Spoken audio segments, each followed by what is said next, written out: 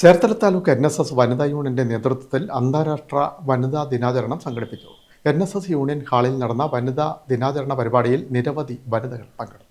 Cherthala taluk NSS വനിതാ യൂണിയന്റെ നേതൃത്വത്തിൽ അന്താരാഷ്ട്ര വനിതാ ദിനാചരണം സംഘടിപ്പിച്ചു. ചേർത്തല NSS യൂണിയൻ ഹാളിലായിരുന്നു ദിനാചരണം ഒരുക്കിയത്. പെരുമ്പാവൂർ സിവിൽ മുൻസിഫ് ജഡ്ജി സുമി ചന്ദ്രൻ ഉദ്ഘാടന കർമ്മം നിർവഹിച്ചു. സ്ത്രീയും പുരുഷനും ഒരുപോലെയുള്ള ഒരു കാലഘട്ടത്തിലൂടെ മാത്രമേ, അങ്ങനെ ഒരുമിച്ച് നിന്നാൽ മാത്രമേ ഈ സമൂഹത്തിന് പുരോഗതി ഉണ്ടാവുകയുള്ളൂ. അതെല്ലാം നമുക്കറിയാം, എല്ലാവരും അതെല്ലാം പറയുന്നതും ഒക്കെയാണ്. പക്ഷേ എല്ലാത്തിലും ഈ സമത്വം കിട്ടിയോ എന്ന് മാത്രം അന്വേഷിച്ചാൽ മതി.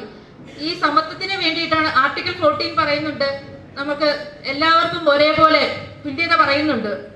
അത് സ്ത്രീകളുടെ ഉന്നമനത്തിന് വേണ്ടി ഒത്തിരി നിയമങ്ങളെല്ലാം വന്നിട്ടുണ്ട്.